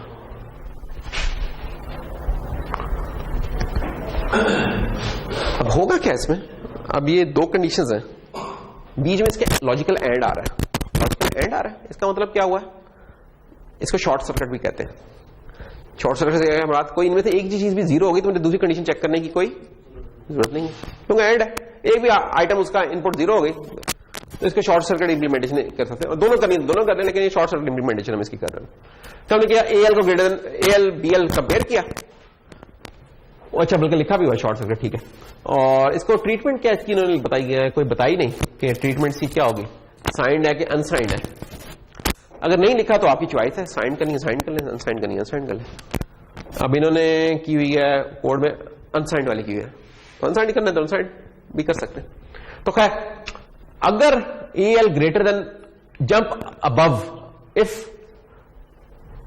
इट इज ग्रेटर देन ये, तो हम कहते हैं कि यार अगर ये उससे बड़ा है तो क्या करें, L1 पे आ रहा है, L1 पे क्यों आ रहा है, ताकि दूसरी कंडीशन हम कंपेयर कर सकें। लेकिन अगर ये उससे छोटा है तो फिर तो कंडीशन ही फेल हो गई, बाहर निकल जा भाई, नेक्स्ट पे छोड़ दे सारे काम, भाग जा बाहर। ये शॉर्ट सर्किट हमने लगा दिया, वो सांप नहीं आता, घस नीचे ले आता है। लेकिन अगर ये कंडीशन ट्रू है, इसका मतलब हमें दूसरी कंडीशन भी चेक करने की जरूरत है, ठीक।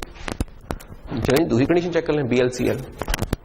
इसमें क्या है, जंप अबव, तो अगर अबव है तो हमने L2 पे मूव करा लिया, और अगर नहीं है तो हमने भाई तू भी भाग पाए, जंप नेक्स्ट इधर आ गया। जब ये दोनों चीजें ट्रू होती हैं फिर हमने X में 1 मूव करवाया, ठीक है। तो खैर ये सब कुछ एग्जांपल्स हैं, ये आप कर लीजिएगा। इसमें इसको मैं मजीद नहीं करा रहा क्योंकि इसमें कोई है नहीं चीज। हाँ, लूप्स देख लेते हैं थोड़ा सा। वाइल की लूप फॉर एग्जांपल, वाइल की लूप क्या होती है, कब तक चलती है, जब तक उसमें आर्गुमेंट नॉन जीरो होता है। इसका मतलब क्या हुआ, हम कह रहे कि EX अगर EBX से छोटा है, अगर छोटा है तो ये लूप होती रहे, अगर इसके ग्रेटर देन और इक्वल हो गया तो भाग जाए। अब इसकी असेंबली लिखनी है, तो क्या बनेगी असेंबली से, सारे रजिस्टर ऑपरेंड्स अज्यूम कर सकते हैं आप लोग। क्या करें, सबसे पहले तो कंपेयर करें, मेरे ख्याल में हम EAX को EBX के साथ कंपेयर कर लिया, और फिर हम जंप लगा दें कब, अगर ये ग्रेटर, फ्लिप कंडीशन कर लें। फ्लिप कंडीशन क्या होगी इसकी, ग्रेटर देन इक्वल, कि अगर अब ये अब आपकी मर्जी है कि इसको साइन लेना है कि अनसाइन लेना है। अनसाइन लेना तो अबव इक्वल हो जाएगा, साइन लेना तो ग्रेटर देन इक्वल हो जाएगा। तो अगर ग्रेटर देन इक्वल है फिर तो लूप से निकल जाओ भाई, फिर तो लूप से भाग जाना है। और अगर नहीं है EX में इंक्रीमेंट करो और अनकंडीशनल जंप करके लूप के स्टार्ट में आ जाओ। तो ये जो जुबानी बोला है, ये देखिए इसका कोड है, कंपेयर किया, अगर अबव इक्वल है तो नेक्स्ट लूप से निकल जाओ भाई, अदरवाइज EX को इंक्रीमेंट कर दो, या ऐड की इंस्ट्रक्शन लगानी है वो लगा लें, और उसके बाद दोबारा लूप करो, फिर कंपेयर करो फिर ये, तो इस तरीके से चलता रहेगा।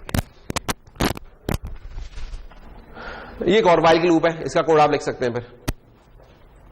तो ये आप देख लीजिएगा, इसमें मैं मजीद डिटेल में नहीं जा रहा, ये मल्टीपल सॉल्यूशंस हो सकते हैं। तो डेट्स ऑल। इसमें ये जौन सी है ना चीज, इनडायरेक्ट जंप और टेबल ड्रिवन सिलेक्शन, ये इसको स्किप में कर रहा हूं, ठीक है। ये दोनों कोई इतने खास नहीं है, आप देख लीजिएगा, लेकिन बाद इसको पढ़ा रहे हैं। पहले 4 आइटम्स मैंने इसमें से करवा रहा हूं, बाकी 5 और 6 इससे आप कर सकते हैं, यानी खुद देख लीजिएगा। बाकी इसको मैं जस्ट यहां स्किप कर रहा हूं। कर लेंगे तो आपकी प्रैक्टिस अच्छी हो जाएगी, फायदा ये होगा इसका, ठीक है। आगे चलते हैं। तो ये वाले बस इधर इतना ही, इसमें और एग्जांपल्स हैं आगे ना बेटा। तो ये बबल सॉर्ट वगैरह एल्गोरिदम, ये हम कुछ नहीं कर रहे हैं, डेटा स्ट्रक्चर में हमने आपको पढ़ा दिया था। इसके लिए हाई लेवल लैंग्वेज ठीक रहती है, असेंबली इसके लिए कोई इतनी मुनासिब नहीं है। तो हम इस वाले में से हमने Boolean, conditional jumps, conditional loop और ट्रांसलेटिंग कंडीशनल स्ट्रक्चर, ये पहले 4 आइटम्स किए हैं, ठीक है। अगले 2 आइटम्स इसमें से नहीं किए हैं। चले जी। इसी तरह अब ये जो है इंटीजर अरिथमेटिक वाला पार्ट है, इसमें से भी सारे आइटम्स नहीं करने हमने, इसमें भी कुछ आइटम्स करने हैं।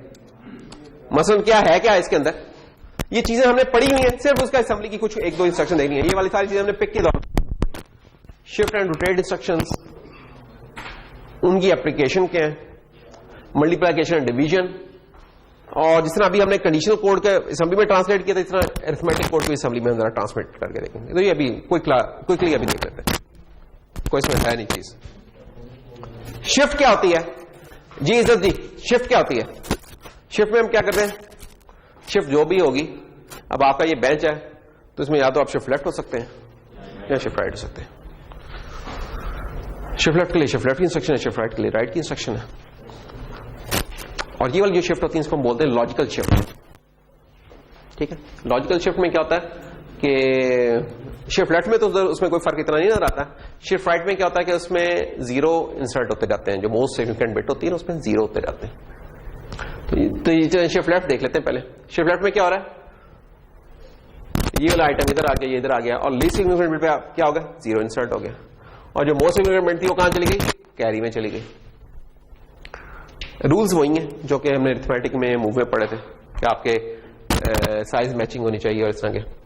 अच्छा, इसमें अब ये है कि ना, सॉरी इसमें साइज मैचिंग नहीं है, क्यों? क्योंकि इसमें आपका जो रजिस्टर है उसके साथ आप इमीडिएट 8 बिट का दे सकते हैं कोई।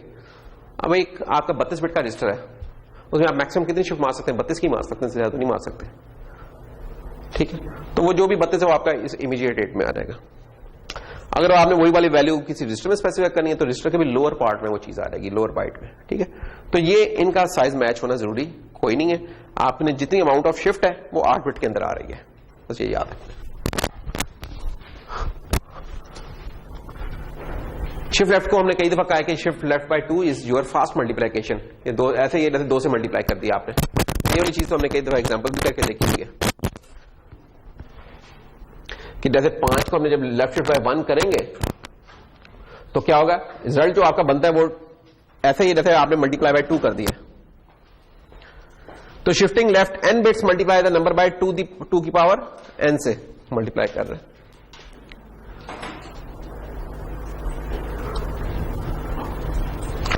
शिफ्ट राइट में क्या है, शिफ्ट राइट में जो लेफ्ट पे हम लेफ्ट की तरफ जा रहे थे, अब राइट की तरफ जाना शुरू हो गए।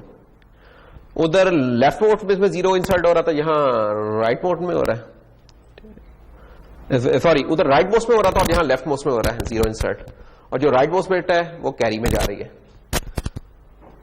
शिफ्टिंग राइट जो सा है ये ऐसे ही ऐसे डिवाइड बाय 2 होता है, ये चीज भी हमने कई दफा देख ली हुई है, पिक वाले केस में हमने देखी थी, तो इसलिए इसके हम और ज्यादा नहीं कर रहे। ये आ गई, आपने जिक्र किया और आगे हमें पता था, उसामा भाई कुछ कहने लगे। लॉजिकल शिफ्ट में यार ये होता है कि लॉजिकल शिफ्ट का जो फर्क हमें ज्यादा नजर आता है ना इंटेल की दुनिया में, वो शिफ्ट राइट में नजर आता है। बेसिकली होता क्या है कि अगर सिंपल FHR है लिखा आपने, तो उसमें क्या होगा कि आपकी जो मोस्ट सिग्निफिकेंट बिट है वहां 0 इंसर्ट होगा, नो मैटर कि आपका नंबर साइंड था कि अनसाइंड था। और आपको पता है जब 0 इंसर्ट होता है तो इसका मतलब क्या, साइंड बिट 0 हो गई, तो जो साइंड नंबर था वो भी पॉजिटिव के तौर पर, ये एक मसला हो सकता है। तो अनसाइंड नंबर्स के लिए हम लॉजिकल शिफ्ट लगाते हैं, और अगर साइंड नंबर हो फिर हमें अरिथमेटिक शिफ्ट लगानी चाहिए, उसकी कॉपी डालती जाती, उसे नेगेटिव नंबर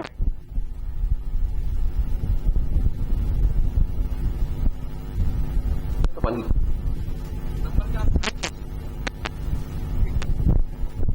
तो इसके लिए इंस्ट्रक्शन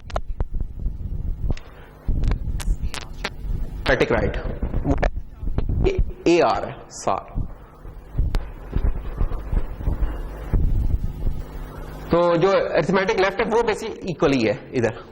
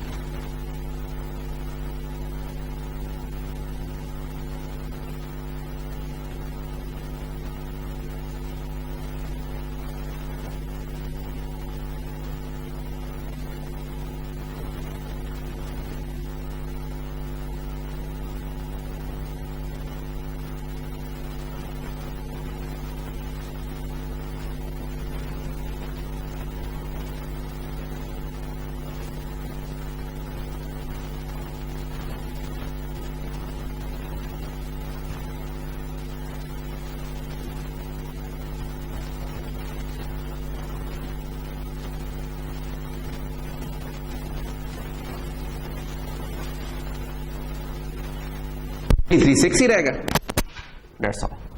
तो सिंपल हुआ क्या, दो रजिस्टर में से एक रजिस्टर में से, या फिर कि दो बेंच अब मैंने यूज कर लिया, पहले एक बेंच पे हो रहा था ना, अब हमने कहा यार ये बेंच है, इधर एक बंदा शिफ्ट कर जाना इधर, तो ये जंजुआ उधर चला गया, नजीर इधर आ गया, नहीं नजीर इधर ही रहेगा, ये दोनों अपनी जगह समझे कि नजीर की एक कॉपी, फोटोस्टेट कॉपी इस जगह के ऊपर आ गई, क्योंकि सोर्स चेंज नहीं हो रहा इस केस में।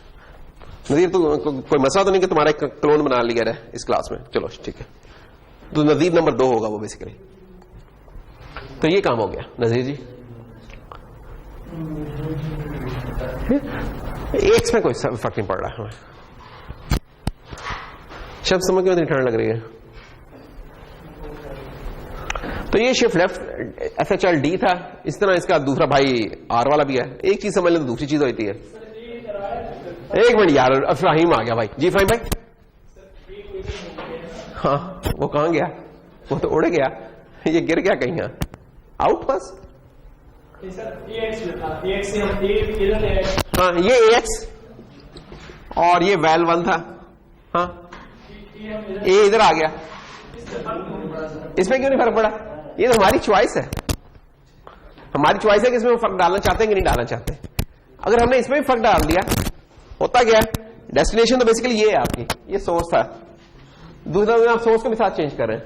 तो इनका एक जनरल पैराडाइम क्या इंटेल वालों का चल रहा है कि ये जो दूसरा ऑपरेंड है ये सोर्स ही रहता है। जब मैं इसको भी मॉडिफाई कर रहा हूं, मतलब it's also part of destination, तो इन्होंने उस कन्वेंशन को फॉलो किया। बाकी हम खुद एक इंस्ट्रक्शन बनाना चाहिए जिसमें चेंज करना चाहे, कोई मसला नहीं कर सकते, वो कर सकते हैं, इधर नहीं है ऐसा। यूर टर्न, बस हम इस टर्न को नहीं कर रहे। शिफ्टिंग बिट्स इन, ये भी हम नहीं कर रहे। बाई मल्टीप्लिकेशन, ये भी, ये वही था 2 से जो थी। हम तो इंटरेस्टिंग चीज पे आने लगे ना यार, चेक करो, convert number two binary string, ये काम किए हुए कई दफा, ये नहीं हम कर रहे। ये एग्जांपल है, आपको आनी चाहिए, बाकी इतना कोई मसला। ये एक मजेदार काम हो सकता है, लेट्स सी। ये देखें जी, आइसोलेटिंग अ बिट स्ट्रिंग। होता क्या है, एक दौर में माइक्रोसॉफ्ट डॉस होता था, पता नहीं आप लोग डॉस पे डिस्क ऑपरेटिंग सिस्टम पे काम करने का कभी इत्तेफाक हुआ कि नहीं हुआ? वो जो काली सी स्क्रीन, कंसोल जो नजर आता है, पहले वही हुआ करती थी, विंडोज नहीं होती थी, तो उस डॉस में काम किया करते थे। ये उस डॉस की बात हो रही है कि डॉस में क्या होता था कि 16 बिट के अंदर उन्होंने पूरी डेट संभाल के रखी थी। बड़ा एफिशिएंट सा एक मैकेनिज्म रखा होगा, 16 बिट्स के अंदर, 2 बाइट्स के अंदर पूरी तारीख संभाल के रखी हुई है। एफिशिएंट क्यों रखना पड़ता था? मेमोरी यार बड़ी एक होता था, नाजुक सा काम, कम मेमोरी होती थी। अगर आपने हर डेट को इस तरह 4-4 8-8 बाइट्स देने लगे तो फौत हो जाना था हमने। मसलन अगर आज की तारीख लिखनी हो हम, तो हमें कितनी बाइट्स चाहिए होगी? जी शम्स साहब, आज क्या तारीख है वैसे भाई दर? ओए हो 11 हो गई, 11 12 14, अच्छा नहीं 17। अगर इनको मैं कैरेक्टर्स में ही रखूं लेट से, तो कितने कैरेक्टर्स चाहिए? 1 2 3 4 5 6।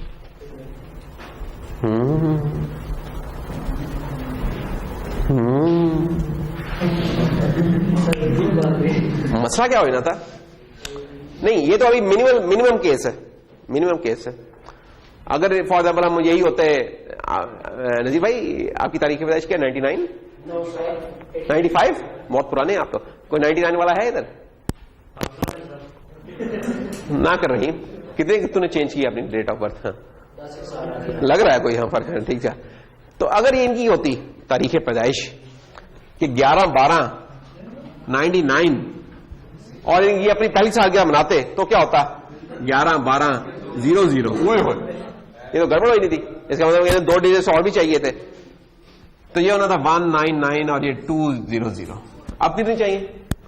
यही तो 3 4 5 8 बाइट्स चाहिए। ये भाई लोग सिर्फ 2 बाइट्स में काम कर रहे थे। चेक करो इनका स्टाइल, शरारते नहीं लगे? आई मीन शरारत में इतना कोई साइंस नहीं हुआ कि तुम देखो, तुम्हें नजर आ रहा है कि शरारतगी इनकी काम है।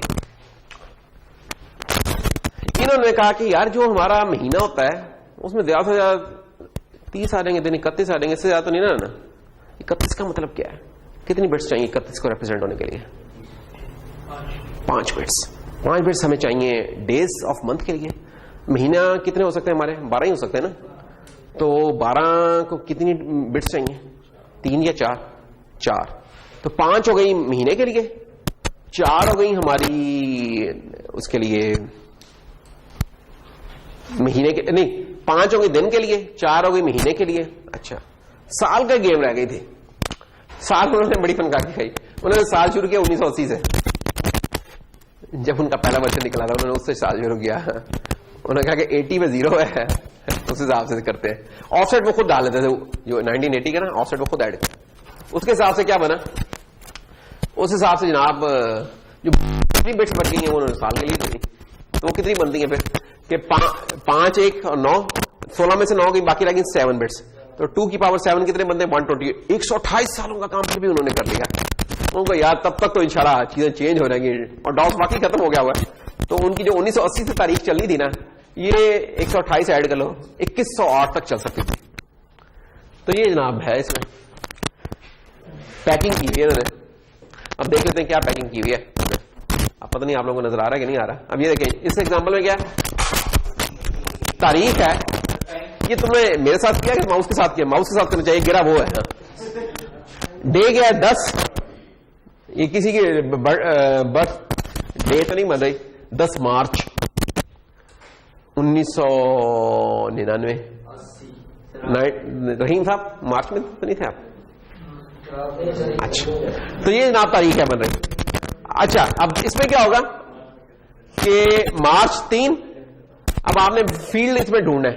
पहली जो 5 बिट्स है वो दिन के लिए, तो 10 की करस्पॉन्डिंग रिप्रेजेंटेशन क्या हो जाएगी, 1010। तो 5 बिट्स में 01010 हो गया। फिर मार्च तीसरा महीना, तो अगली 4 बिट्स में 0011 आ जाएगा, 0011 ये महीना आ गया। बाकी की जितनी बिट्स में इतनी उसमें साल आएगा। अब साल क्या है, 1999। अब इसे माइनस करें 1980 में से, कितने मार्क की आएगा, 19 की ये बाइनरी रिप्रेजेंटेशन, ये 19 बाइनरी को। तो आपको पेपर में हो सकता है कि यार आपकी डेट ऑफ बर्थ को ना यार जरा बिट में जरा पैक कर दो, तो कर देना। डेट ऑफ बर्थ का ही कह रहा हूं, डेट ऑफ डेथ का तो नहीं कह रहा साल, वो जो परेशान होकर बैठ गए हो। या उल्टा काम हो सकता है कि यार ये जो पैकिंग हुई है इसको जरा आइसोलेट करके दे दो, कि आपको एक पैक्ड फील्ड मिल रहा है, इससे ढूंढो इसमें तारीख कौन सी दी हुई है। ये इसका असेंबली का कोड है, मासूम सा। ये कोड भी हो सकता है, कोड सुनो ना, कोड ही होना चाहिए, बाकी तो हमने कर ही लिया। मतलब डीएक्स में पड़ी हुई थी आपके पास वो डेट, आपने उसकी कॉपी बनाई एएक्स में। उसके बाद आपने क्या किया, एंड का ऑपरेशन करनी हो, एंड का ऑपरेशन बड़ी अच्छी चीज होती है, और शिफ्ट के ऑपरेशन भी चाहिए। हाँ बिल्कुल। अच्छा, एएक्स को अब आपने क्या किया, शिफ्ट राइट मारा 5 का। जब शिफ्ट राइट ना आ रहा 5 का, तो क्या चीज निकल गई, आउट हो गई है। 5 बिट्स में क्या था, डे खत्म हो गया, मंथ रह गया। तो इसका मतलब हम मंथ निकालने जा रहे हैं। मंथ निकालो तो अब हम क्या करेंगे, एंड करेंगे इसे किससे, एफ से। तो ये एफ से एंड कर लिया, ये एफ लिखा हुआ बेसिकली हमने, 0F बेसिकली लिखा हुआ। तो ये जब हम कर लेंगे तो इससे होगा क्या, पहली 4 बिट्स के अलावा बाकी क्लियर हो जाएंगी। तो उन 4 बिट्स में अब एल में क्या पड़ा होगा, आपके पास महीना पड़ा होगा, तो महीना कौन सा है, ठीक है। ये वाली वैल्यू आपने मूव कर दी मंथ में, जो एज्यूम किया कि मंथ आपने कहा डेटा सेक्शन में बना हुआ कोई वेरिएबल। फिर आपने क्या किया, ओए होए होए, टास्क क्या था। अच्छा, इसमें टास्क था ये मंथ को निकालना ना। आप लोगों से ये होगा कि डे भी निकालें, मंथ भी निकालें, ईयर भी निकालें, कोई मसला नहीं आप लोगों के लिए निकालना, कि यार जरा तारीख निकाल के निकालें तो दिखा दीजिएगा, ठीक, बस ठीक है, बस हमारा भी खत्म हो रहा है। जो इंटरेस्टिंग आज का आइटम था, जो सबसे आसान आइटम था, तो वो तो रह गया मल्टीप्लिकेशन। अब आप लोगों को मल्टीप्लिकेशन आप लोगों के लिए तो कोई मसला नहीं है। बस अफजल खत्म कर रहे हैं बेटा। अफजल है कहां वैसे आज? अच्छा अफजल, तुम इतने छुप के क्यों बैठे हुए? तुमने लगता काफी कि उसे खाना शाना खाया। बस मुझे अफजल तुम्हारे 5 मिनट चाहिए, पास को या बर्दाश्त है, मुझे चाहिए 5 मिनट, इसलिए चुप करके बैठे। मल इंस्ट्रक्शन देखो, ये हमें कवर करने का ना दिया, टाइम 15 मिनट पे चला जाएगा, नहीं करोगे 10 मिनट में ये काम हो जाएगा। तो खैर हम इंशाल्लाह 5 मिनट में से कवर करें। शुरू कब होंगे 5 मिनट में बता दूंगा आपको। अच्छा, तो अभी शुरू नहीं हुए। अच्छा, तो खैर मल की इंस्ट्रक्शन है। मल की इंस्ट्रक्शन क्या करती है, मल्टीप्लाई करती है, तो और क्या करना है, और ये अनसाइंड है, ठीक है, ये अनसाइंड मल्टीप्लिकेशन है। और इसमें इंस्ट्रक्शन, अच्छा ये है बड़ी इंटरेस्टिंग इंस्ट्रक्शन, अगर आप गौर करो ये बड़ी डिफरेंट है। इसमें क्या लिखा, मल और एक ऑपरेंड है। इसका क्या मतलब हुआ, इसका मतलब ये हुआ कि ये जो लिखा हुआ है ना, ये मल्टीप्लाई हुआ किसके साथ, जो इसमें इस इंस्ट्रक्शन में नहीं लिखा हुआ, वो कौन है, EAX रजिस्टर का एक पार्ट। कौन सा पार्ट, अगर 8 बिट का है ये वाला ऑपरेंड, तो उसका 8 बिट वाला पार्ट AL से मल्टीप्लाई होगा। और हमें पता है जब भी दो नंबर्स मल्टीप्लाई होते हैं, उनका जो रिजल्ट होता है उसका साइज तकरीबन डबल होता है उससे, मैक्सिमम केस में वो डबल होता है। 4 बिट्स अगर 4 बिट से मल्टीप्लाई हो रही है तो उनका रिजल्ट 8 बिट्स तक जा सकता है, तो डबल हो जाता है। तो इसलिए इनका जो रिजल्ट आएगा AX में चला जाएगा, जो कि 16 बिट का पोर्शन है। तो 8 बिट इंटू 8 बिट 16 बिट, और ये चीज यहां इस इंस्ट्रक्शन में नहीं नजर आ रही, ये इंटरेस्टिंग काम है। अच्छा, इसी का ये फिर 16 बिट वाला वर्जन है। 16 बिट वाले वर्जन में क्या होगा कि 16 बिट वाला ऑपरेंड AX से होगा मल्टीप्लाई, और इनकी क्योंकि लेंथ 32 बिट हो सकती है, तो इनका रिजल्ट किधर पड़ा होगा, EAX में नहीं है। ये थोड़ा सा फर्क है। क्यों ये फर्क है कि ये इंस्ट्रक्शन एग्जिस्ट कर रही है जब हमारा 16 बिट का था प्रोसेस, क्योंकि उस वक्त 32 बिट का नहीं होता था, तो उस वक्त ही उन्होंने AX को और DX को कंबाइन कर दिया था, यानी कि 85 से पहले की, 32 बिट का था ना, उससे पहले की इंस्ट्रक्शन है। तो इसलिए उन्होंने दो रजिस्टर्स कंबाइन कर लिए थे, AX और DX। तो 16 लोअर 16 बिट इधर पड़े, अपर 16 इसमें पड़े।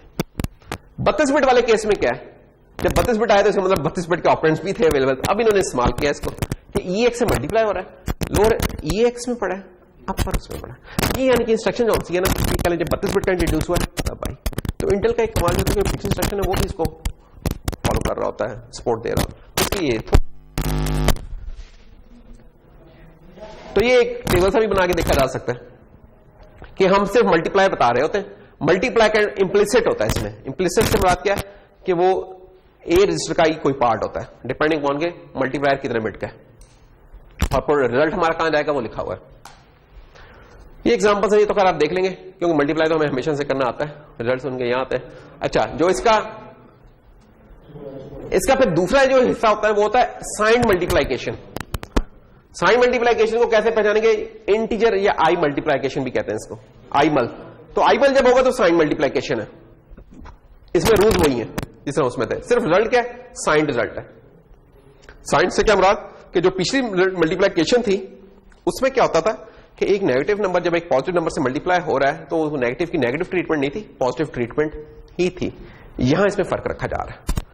यहां अगर एक पॉजिटिव नंबर, हमें पता है एक पॉजिटिव नंबर जब नेगेटिव से मल्टीप्लाई होता है तो रिजल्ट क्या आता है, नेगेटिव आता है।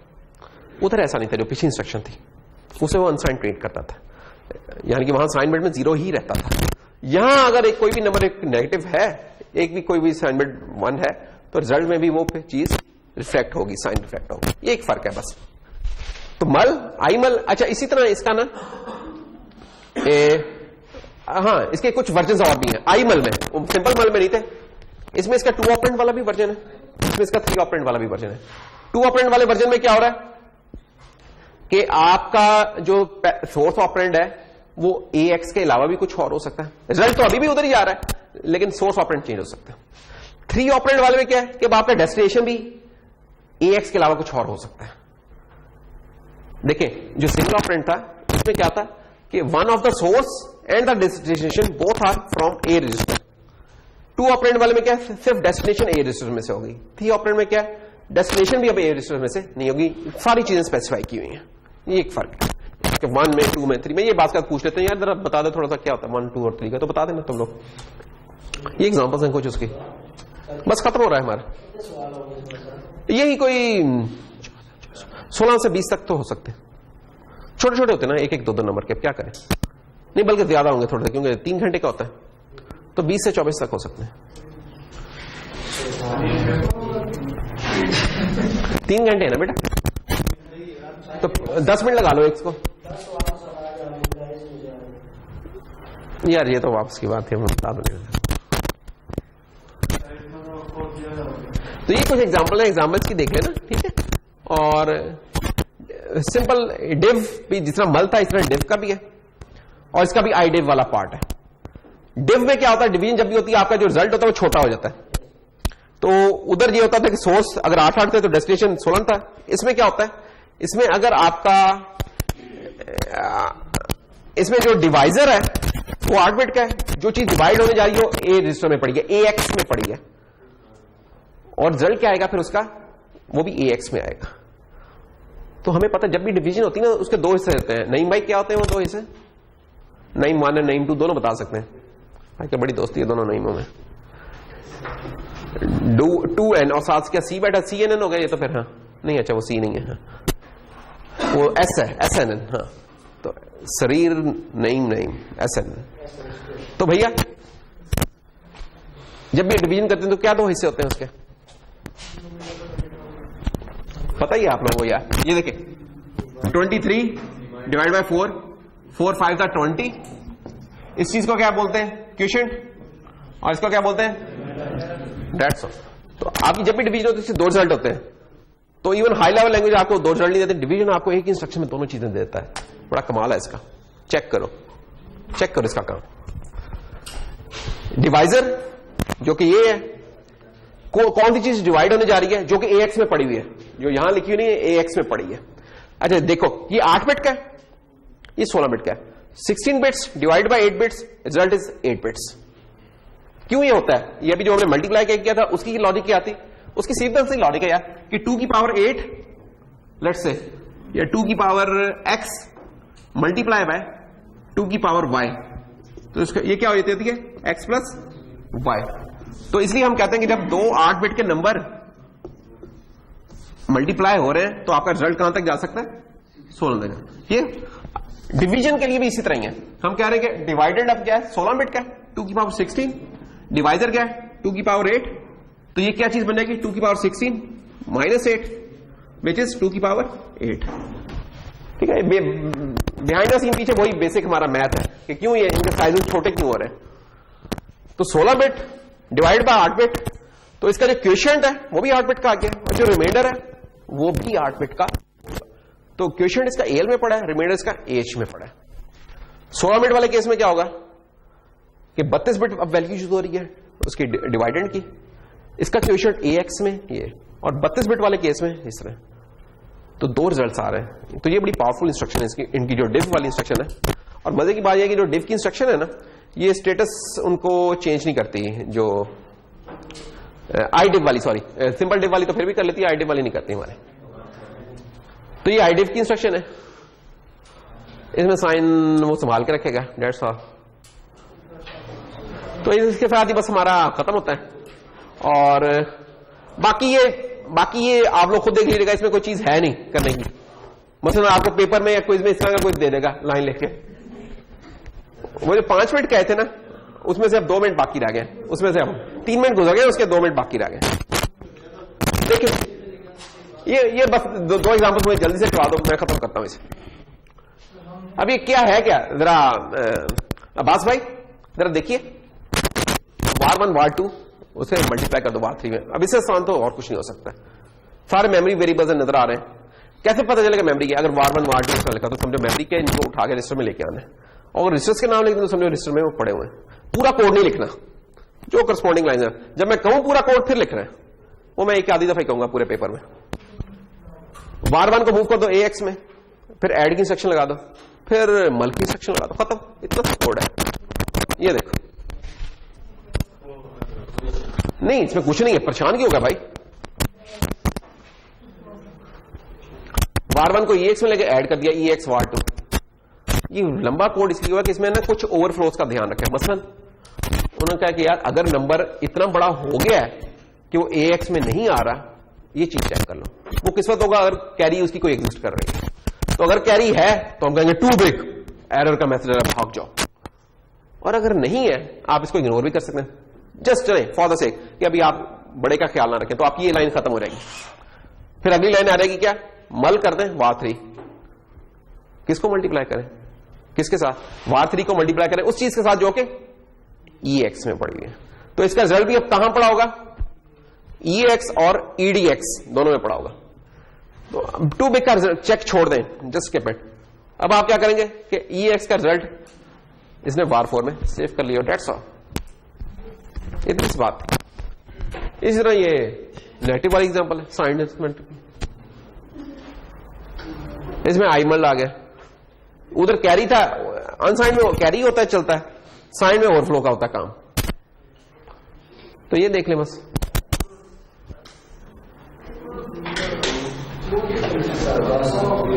खत्म, हमारा भी खत्म हो गया बस। ये देखो var 1 को 5 से मल्टीप्लाई करना है, तो पहले var 1 को हम उठा के ले गए EX में, 5 को भी उठा के ले गए EBX में। क्यों हुआ इस तरह बाय द वे? क्या जरूरत थी ये काम करने की? वैसे जरूरत तो नहीं थी, है ना, जरूरत तो नहीं थी इस चीज को करने की। ये डायरेक्ट भी हम कर सकते थे कि हम एक मूवी वो कर लेते, क्योंकि मल्टीप्लाई करना है ना, मल्टीप्लाई करना है तो एक ऑपरेंड लाजमी EX में पड़ा हो, अगर सिंगल ऑपरेंड वाला मल्टीप्लाई करना है। दूसरा ऑपरेंड हमारा इमीडिएट भी वैसे हो सकता था, ये इमीडिएट हो सकता था, ये पता नहीं क्यों लेके गए, जरूरत नहीं थी। हम सिंपल लिख देते कि मल, आई मल और 5 लिख देते तो फिर भी काम हो ही ना था। तो ये एक रिडंडेंट काम था। तो बाकी तो फिर ये इक्वेशन ही हुई है कि var 2 में से -3 कर दिया, फिर उनको डिवाइड कर दिया आखिर में आके। तो इस तरह का कभी हो सकता है कि आपको ये कोड दे दें, आपने ये लाइन लिखनी होगी, या ये लाइन दे दें तो आपने एक कोड लिखना होगा। तो ये बस छोटी छोटी इस तरह की चीजें, इसके साथ ही खत्म बस हमारा काम। आप अपनी टर्न लेंगे, यूर टर्न, मेरा काम तो खत्म हो गया। मैंने कहा अगर आपकी टर्न है तो देख ले, चले ठीक है, बस खत्म करते हैं। तो that's all for today's lecture. अच्छा, कल की क्लास में क्विज भी होगा, ठीक है, और किस में से होगा ये आप बताएं। इसमें से हमने लास्ट लेक्चर में क्या पढ़ा था, प्रोसीजर्स, उसमें से नहीं कुछ करना, या उसका मैं पेपर में ही पूछूं मैं डायरेक्ट? आज वाला लेक्चर करने चाह रहे हो तुम लोग? चलो यार, लेकिन ये मुझे फिर अपलोड भी करने पड़ेंगे जाते।